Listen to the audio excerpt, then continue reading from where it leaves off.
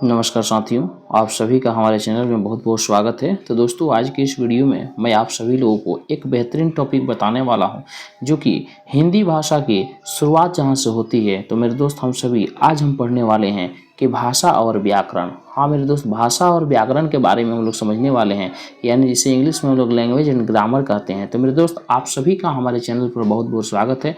और अगर आप सभी हमारे चैनल पर नए हैं तो हमारे चैनल को सब्सक्राइब जरूर कर लेंगे, तथा वीडियो अच्छा लगे तो वीडियो को लाइक और शेयर करना ना भूलेंगे। मेरे दोस्त, आइए हम स्वागत करते हैं आप सभी का हमारे चैनल पर और शुरू करते हैं भाषा और व्याकरण, जो कि आपका class 10th, class 9th, class 11th, class 12th and competitive exam किसी भी तरीके का जिसमें हिंदी की ज़रूरत होती है उसमें आपका प्रश्न बनते ही बनते हैं। तो मेरे दोस्त, आप सभी इसको बिल्कुल ही ध्यान से पढ़िए और ध्यान से समझिए। और जहाँ कहीं भी किसी भी तरीके का अगर समस्या अगर आपको समझने में आ रही है तो कमेंट कीजिए, मैं आपकी समस्या को दूर करने का प्रयास जरूर करूंगा। तो मेरे दोस्त, यहाँ पर ध्यान देंगे कि भाषा और व्याकरण को हम लोग जानेंगे। तो जानने से पहले आइए हम इसको कुछ विचार करते हैं और कुछ चीज़ों को पढ़ते हैं, जिसको हम लोग समझते हैं और समझ करके देखते हैं कि भाषा और व्याकरण होता क्या है। तो देखिए, यहाँ पर कह रहा है कि मनुष्य समाज में रहता है और अपने मित्रों, सहकर्मियों, पड़ोसियों आदि से वार्तालाप और विचार विनिमय करता है। यानी मनुष्य जो होता है एक सामाजिक प्राणी होता है और वो समाज में रहता है और अपने मित्रों के साथ, अपने सहकर्मियों के साथ, सहकर्मी यानी अपने साथ में रहने वाले कर्मियों के साथ, लोगों के साथ, पड़ोसियों के साथ आदि से वार्तालाप यानी कि बात विचार करता है। वार्तालाप यानी बातचीत करता है और विचार विनिमय करता है। मनुष्य विचार करने तथा बातचीत के लिए भाषा का सहारा लेता है। इसी माध्यम से वह अपने विचार दूसरों पर प्रकट करता है और उनके विचारों को स्वयं ग्रहण करता है। भाषा मनुष्य के मुख से निकलने वाली ध्वनि संकेतों के रूप में ही होती है। जी हाँ मेरे दोस्त, भाषा जो होती है मनुष्य के मुख से निकलने वाले ध्वनि संकेतों के रूप में होती है। तो देखिए, यहाँ पर भाषा के बारे में जो जिक्र किया हुआ है इसको आप समझेंगे और तब जाकर के एक सटीक जो परिभाषा जो भाषा का निकलता है उसको हम लोग जानने और पढ़ने और समझने का प्रयास करेंगे। तो देखिए, भाषा मनुष्य के मुख से निकलने वाले व्यवस्था में बंधे ऐसे ध्वनि संकेतों का रूप है जो भावों को प्रकट करते हैं। अपने विचारों को प्रकट करने के लिए कभी कभी मनुष्य सिर, हाथ हिलाकर किसी के जाने को विदा करते हैं, मुंह पर उंगली रख करके बोलने के लिए मना करते हैं, गर्दन या सिर हिला करके अपनी सहमति प्रकट करते हैं, यानी कि सहमति अपना विचार प्रकट करते हैं कि हाँ है या ना है। परंतु क्या इन संकेतों को भाषा कह सकते हैं? इन संकेतों से विचारों की पूर्ण तथा सफल अभिव्यक्ति हो सकती है? न इसमें सुगमता ही रहती है, अतः भाषा का सहारा तो लेना ही पड़ता है। तो वही जो भाषा की जो परिभाषा निकल करके आती है, तो कहता है कि भाषा विचारों के आदान प्रदान का वह साधन है जो लिखने, बोलने में प्रयोग में लाया जाता है।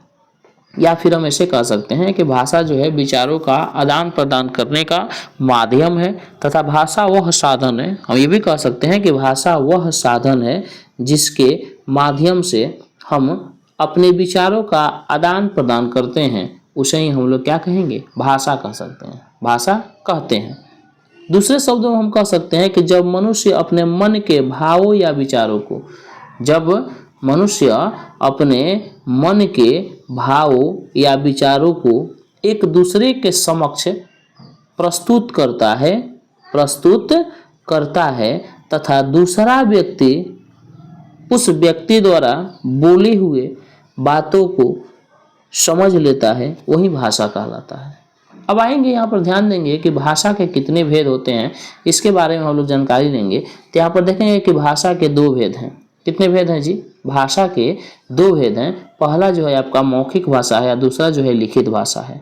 मौखिक भाषा होता है कि जब मनुष्य अपने मन के भावों या विचारों को बोल करके प्रकट करता है, उसे मौखिक भाषा कहते हैं। और जब मनुष्य अपने मन के भावों या विचारों को लिख करके प्रकट करता है, उसे ही हम लोग लिखित भाषा कहते हैं। खैर, यहाँ पर देखेंगे कि लिखित भाषा और मौखिक भाषा की परिभाषा जो लिखी गई है, लिखा गया है कि मुख से निकलने वाली सार्थक ध्वनियाँ, सार्थक मतलब होता है कि जिसका कोई ना कोई अर्थ हो या जिसका निश्चित अर्थ होता है, उसे ही हम लोग सार्थक कहते हैं। तब मुख से यानी मुंह से निकलने वाली सार्थक ध्वनियां ही मौखिक भाषा कहलाती है। अर्थात मुख द्वारा बोले जाने वाले भाषा के रूप को मौखिक भाषा कहा जाता है। मौखिक भाषा ही मूल भाषा का रूप है। वास्तव में भाषा के इस रूप का ही अधिक प्रयोग किया जाता है। लिखित भाषा की बात करते हैं तो दिया है कि भाषा को जिस रूप में लिखकर विचारों को प्रकट किया जाता है उसे लिखित भाषा कहते हैं। और भाषा के विकास क्रम में मौखिक रूप के बाद भाषा के लिखित रूप का विकास हुआ। भाषा के लिखित रूप द्वारा मनुष्य के विचार भविष्य के लिए भी सुरक्षित रखे जाते हैं। युगों पूर्व हुए विद्वानों और महापुरुषों के विचारों को लिखित रूप में पुस्तकों व ग्रंथों में आज भी पढ़कर जाना जा सकता है। वेद, पुराण, गीता, रामायण, महाभारत आदि इसके प्रमाण हैं। प्रत्येक जाति और समाज का इतिहास लिखित रूप में ही उपलब्ध है। यानी अपने मन के भाव या विचारों को प्रकट करने के लिए या फिर उसको एकत्रित करके रखने के लिए, स्थिर करके रखने के लिए, है ना, लिखित भाषा का उपयोग करना अत्यंत आवश्यक होता है। अगर इसको एकत्रित करके रखने के लिए सिर्फ विचार यदि आप प्रकट कर देते और उसका लिखित रूप नहीं देते तो आज आपके समक्ष वेद नहीं रहता, पुराण नहीं रहता, गीता नहीं रहती, रामायण नहीं रहता, महाभारत नहीं रहता। ये लिखित रूप का, ये लिखित रूप में है, इसके भाव विचार लिखित रूप में कहीं ना कहीं प्रधान रूप से अभी है, तभी तो आप पढ़ रहे हैं। अभी थोड़े बोला जा रहा है कि अभी रामायण इस तरीके का, उसमें ये चीज़ लिखा हुआ था, ये पाठ था, ऐसा थोड़े हो। तो आपके सामने साक्षात है और लिखित रूप में, तभी तो आप उसको जान रहे हैं, पढ़ रहे हैं। तो लिखित भाषा का होना अत्यंत आवश्यक होता है। अब आइए देखते हैं, कह रहा है कि भारतीय भाषाएं और हिंदी। देखिए मेरे दोस्त, भारत देश में या फिर विश्व में बहुत सारी भाषाएं बोली जाती है, अनेक भाषाएं बोली जाती है, लेकिन यहाँ पर बात हो रही है कि भारतीय भाषाएं और हिंदी की बात हो रही है। तो मेरे दोस्त, भारत देश में भी अनेक भाषा बोली जाती है। ऐसी बात नहीं है कि भारत देश है तो उसमें सिर्फ भारत देश में रहने वाले जितने भी मनुष्य हैं वो एक ही भाषा का उपयोग करते हैं, ऐसा बिल्कुल बात नहीं है। भारत देश में रहने वाले व्यक्ति अगर भारत में विभिन्न जाति समुदाय के विभिन्न वर्ग के लोग रह रहे हैं तो विभिन्न भाषा का भी उपयोग कर रहे हैं, विभिन्न भाषा भी चलन में है और अनेक भाषा बोल रहे हैं। तो कहा जा रहा है और कह रहा है कि भाषा यानी कि भारत में अनेक भाषाएं बोली जाती हैं। हिंदी भारत में सबसे अधिक बोली और समझे जाने वाली भाषा है। हिंदी भारत में शिक्षा, प्रशासन, संचार का माध्यम है। यानी ज़्यादातर हिंदी का उपयोग भारत में शिक्षा के क्षेत्र में होता है, प्रशासन के क्षेत्र में और संचार का माध्यम भी है।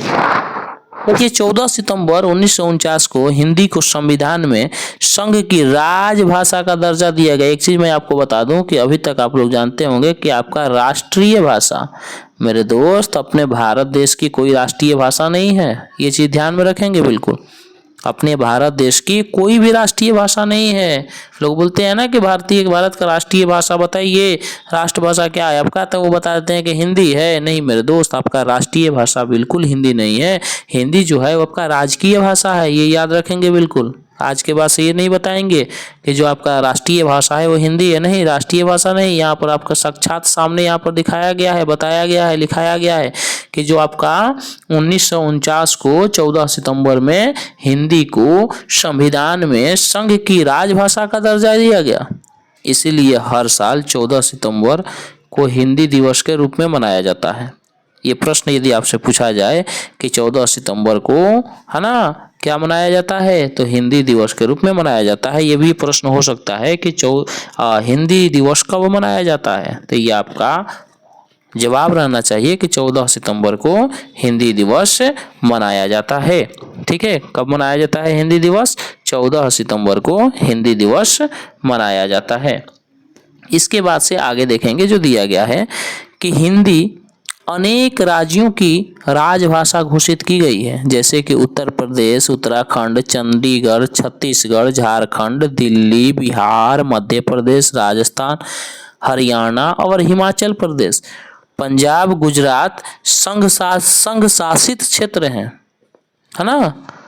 नहीं, पंजाब, गुजरात और महाराष्ट्र की यह द्वितीय राजभाषा यानी दूसरी राजभाषा है। संविधान की 8वीं अनुसूची में इन 22 भाषाओं की मान्यता प्रदान की गई है। अगर आपसे पूछा जाए कि संविधान के 8वीं सूची में, अनुसूची में कितने भाषा की मान्यता प्रदान की गई है, मान्यता प्राप्त किया गया है, तो वह है आपका 22 भाषा। और 22 भाषा में जो है वो आपका है असमिया, उड़िया, उर्दू, कन्नड़, कश्मीरी, कोंकणी, गुजराती, डोंगरी, तमिल, तेलुगु, नेपाली, पंजाबी, बांग्ला, बोडो, मणिपुरी, है ना। मराठी, मलयालम, मैथिली, संस्कृत, संथाली, सिंधी और हिंदी, ये आपकी 22 भाषा है।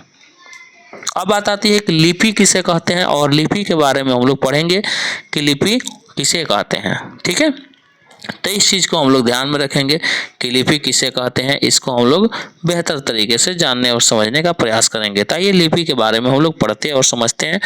देखिए, मौखिक ध्वनियों को लिखित रूप में प्रकट करने के लिए, मौखिक ध्वनियों को लिखित रूप में प्रकट करने के लिए जिन ध्वनि चिन्हों का प्रयोग किया जाता है उन्हें लिपि कहते हैं। विश्व की विभिन्न भाषाओं के लिए अनेक लिपियां प्रचलित है। हिंदी और संस्कृत जिस लिपि में लिखी जाती है उसे देवनागरी लिपि कहते हैं, और देवनागरी लिपि का विकास ब्राह्मणी लिपि से हुआ है। ये प्रश्न होगा कि देवनागरी लिपि का विकास कौन सी लिपि से हुआ है, तो देवनागरी लिपि का जो विकास हुआ है वो ब्राह्मणी लिपि से हुआ है। अंग्रेजी भाषा की लिपि जो है वो आपका रोमन है, और रोमन की अधिकांश भाषाएं थोड़े थोड़े परिवर्तन के साथ इसी लिपि का प्रयोग करती है। अरबी तथा उर्दू फारसी की लिपि, अरबी तथा उर्दू फारसी की लिपि जो है वो फारसी है। यह दाईं से बाईं ओर लिखी जाती है। कौन लिखी जाती है? अरबी, उर्दू, फारसी। पंजाबी, गुजराती, बंगाली आदि भाषाओं की लिपियों का विकास भी ब्राह्मणी लिपि से ही हुआ है। पंजाबी की लिपि गुरुमुखी के नाम से जानी जाती है, और देवनागरी लिपि का प्रयोग मराठी और नेपाली भाषाओं में भी किया जाता है। यहाँ पर कुछ आपका तालिका दिया हुआ है जिसमें आपको बताया गया है कि कौन से भाषा की लिपि क्या है, किस भाषा की लिपि क्या है। तो यहाँ पर आप सभी देखेंगे कि यहाँ पर जो लिपि के बारे में बताया गया है कि किस भाषा की लिपि क्या है। तो देखिए, गुजराती का जो है गुजराती का गुजराती है, गुजराती भाषा की लिपि जो है गुजराती है। तमिल भाषा की लिपि तमिल है। असमिया की असमी है ना। उसके बाद से आपका यहाँ पर उड़िया जो है, उड़िया का आपका यहाँ पर आप देखेंगे जो आपका उड़िया भाषा है, उड़िया का जो लिपि है आपका उड़िया है। कन्नड़ का कन्नड़ है। कश्मीरी का फारसी अरबी है, और उर्दू का आपका फारसी अरबी है। ये जो लिपि के बारे में बात किया गया, ठीक है। उसके बाद से है कोंकणी भाषा का देवनागरी लिपि है। तेलुगु का तेलुगु लिपि है। नेपाली का देवनागरी लिपि है। इसके बाद से यहाँ पर आप देखेंगे कि पंजाबी जो है, पंजाबी भाषा का गुरुमुखी लिपि है। बंगाली का बांग्ला है। बोडो का देवनागरी है। ये सभी आप लोग याद रखेंगे, चूँकि किसी भी कॉम्पिटिटिव एग्जाम के लिए और इसके दृष्टिकोण से देखते हुए आपके लिए काफ़ी ही इम्पोर्टेंट सिद्ध होगा। तो ये चीज़ आप ध्यान में रखेंगे और याद रखेंगे, क्योंकि याद रखेंगे तो आपके लिए बेहतर होगा और आपका एक नंबर में इजाफा हो सकता है। तो देखिए, बोडो का मतलब, बोडो के जो भाषा है एक, और उसकी लिपि है देवनागरी। मणिपुरी की लिपि है मणिपुरी। मराठी का देवनागरी। मलयालम का मलयालम। उसके बाद है मैथिली का लिपि, मैथिली भाषा की लिपि देवनागरी है। संथाली का देवनागरी है। संस्कृत का देवनागरी है। हिंदी भाषा की जो लिपि है वो आपकी क्या है? देवनागरी है। तो इतना आप लोग बिल्कुल ध्यान में रखेंगे, क्योंकि 20 भाषा के 20 लिपि आपको बताई गई है कि कौन से भाषा के कौन सी लिपि है। ये चीज़ आपको बिल्कुल बेहतर तरीके से याद रहना चाहिए। और यहाँ पर इसके बाद से आता है कि बोली, बोली क्या होता है, तो इसके बारे में हम लोग जानेंगे और समझेंगे। तो देखिए, बोली क्या होता है। भाषा का जो रूप किसी छोटे भूभाग में बोला जाता है, यानी सीमित क्षेत्र में बोला जाता है, उसी स्थानीय रूप को हम लोग क्या कहते हैं? बोली कहते हैं, बोली कहा जाता है। और बोली का प्रचलन बोलचाल तक ही रहता है, लिखित रूप में इसका प्रयोग नहीं होता है। अतः स्पष्ट है कि इसमें साहित्य रचना नहीं होती है। हरियाणवी, गढ़वाली, भोजपुरी, राजस्थानी, मारवाड़ी बोलियां हैं, ये सब बोली है जो क्रमशः हरियाणा, उत्तराखंड, पूर्वी उत्तर प्रदेश, बिहार तथा राजस्थान में बोली जाती है। अब आते हैं उपभाषा की तरफ। तो उपभाषा को समझेंगे कि उपभाषा होता क्या है। तो देखिए, उपभाषा क्या होता है, तो कह रहा है कि जब समय पाकर बोली का क्षेत्र विस्तृत हो जाता है, जब समय पाकर बोली का क्षेत्र विस्तृत हो जाता है और उसमें साहित्य की रचना भी होने लगती है, तो बोली उपभाषा कहलाने लगती है, उपभाषा कहलाने लगती है। जैसे आपका ब्रज भाषा, अवधी है। ब्रज भाषा और अवधी उत्तर प्रदेश के मथुरा और अवध जनपद की बोलियां थी, पर अपनी अभिव्यंजना से उन्होंने काव्य में अपना सिक्का जमा लिया। ब्रज भाषा तो हिंदी के मूर्धन्य कवि सूरदास, तुलसीदास, देव बिहारी, मतीराम, भूषण, धनानंद, रत्नाकर आदि काव्यकारों का कंठहार बन गई। भक्ति काल और रीति काल संपूर्ण काव्य ब्रज भाषा और अवधि में रचा गया। यह काव्य धारा आधुनिक काल में भारतेंदु हरिश्चंद्र की काव्य गंगा में भी प्रवाहित हुई है। हिंदी का जो रूप आज सर्वन्याय है उसे खड़ी बोली कहा जाता है। आज प्रचुर साहित्य की स्वामिनी वह विश्व की सशक्त भाषाओं में मानी जाती है।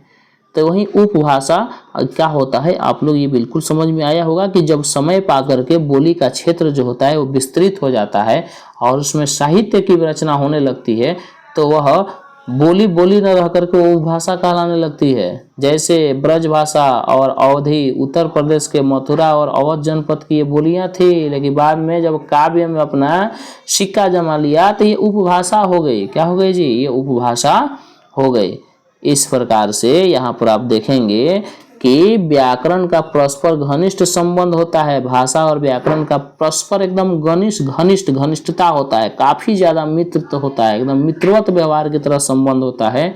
और व्याकरण के मुख्य रूप से 3 अंग होते हैं। पहला होता है वर्ण विचार, दूसरा होता है शब्द विचार और तीसरा होता है वाक्य विचार। वर्ण विचार, शब्द विचार और वाक्य विचार। ठीक है, तो इतना आप सभी लोग बिल्कुल ध्यान में रखेंगे कि वर्ण विचार, शब्द विचार और वाक्य विचार क्या होता है। और व्याकरण के मुख्य रूप से 3 अंग होते हैं। तो मिलते हैं एक नए वीडियो में और आप सभी को मैं बताऊंगा कि वर्ण विचार क्या होता है, वर्ण विचार किसे कहते हैं। तो अगर आप सभी हमारे चैनल पर नए हैं और अभी तक हमारे चैनल को सब्सक्राइब नहीं किया है तो चैनल को सब्सक्राइब जरूर कर लेंगे ताकि मैं जो भी वीडियो अपलोड करूँ आप सभी के पास जल्द से जल्द पहुँच सके। Thank you, thanks for watching my video.